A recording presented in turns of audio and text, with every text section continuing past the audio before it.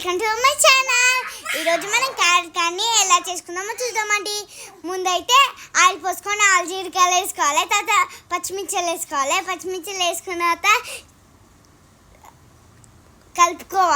కలుపుకున్న తర్వాత శనగపప్పు వేసుకోవాలి. శనగపప్పు వేసుకున్న తర్వాత కలుపుకోవాలి.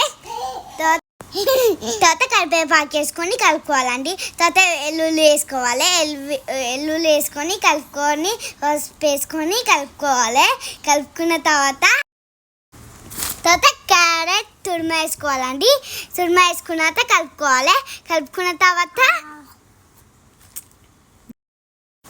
తర్వాత మూత పెట్టుకొని 2 minutes ఆగాలండి. తర్వాత మూత పెట్టుకొని 2 minutes ఆగాలి. అంటే మన క్యారెట్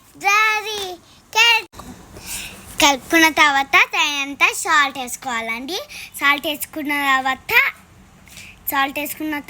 ఒక మూత పెట్టుకొని 2 minutes ఉంచుకోవాలండి. ఉంచుకున్న తర్వాత